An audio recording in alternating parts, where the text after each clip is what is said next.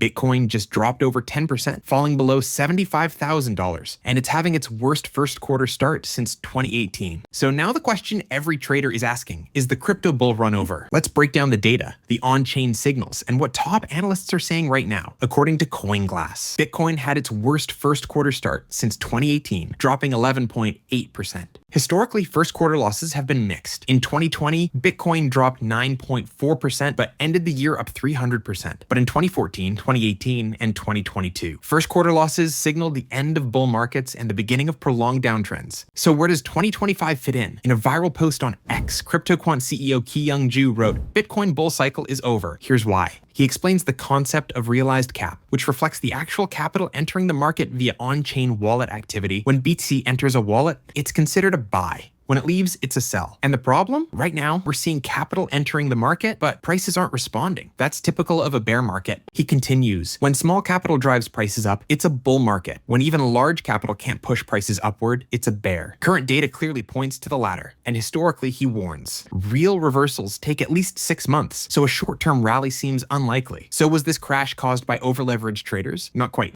Glassnode reported total Bitcoin futures liquidations hit $58.8 million over the past 24 hours. Longs took the heavier hit with $42.1 million wiped out versus $16.6 million in shorts. But for a 10% move, that's actually modest. This wasn't a cascading liquidation. It was real selling, likely spot driven, and that suggests structural weakness, not just a leverage wipeout. Macro trader Bob Loukas still sees potential upside, but with caution. In his post on X, he said, for Bitcoin, it still should have early cycle momentum to the upside. Feels like it's been weighed down by equity pressure. It's now free to challenge $90,000 or beyond. But he also warned, think $81,000 is key level on downside. Below that signals possible $73,000 and $66,000 in continuing downtrend. And then there's Michael Saylor, who calls the latest drop a blessing in disguise. Volatility was a gift to the faithful. It scares away the tourist. It scares away the lazy. It scares away the people that are already conventionally rich, that have all the money.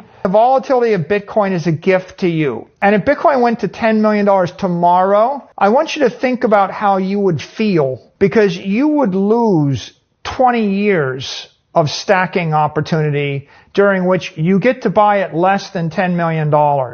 So the difference between $10 million and $100,000, that's what you give up if the volatility goes away and people start to agree with you. To Saylor, this isn't the end of the bull market. It's the best part. Realized cap is rising, but prices aren't. A bearish signal. Leverage is low. This was real spot-driven selling. Analysts are split. $90,000 is still on the table, but so is $66,000. And first quarter performance looks eerily similar to past cycle tops. So is the bull market over? Maybe, but like in 2020, Bitcoin could still surprise everyone. One major catalyst, like a Fed pivot or ETF inflows, could flip sentiment fast. Until then, we're in what Saylor calls the gift of volatility. Do you think Bitcoin hits 66K next, or are we still on track for 100K?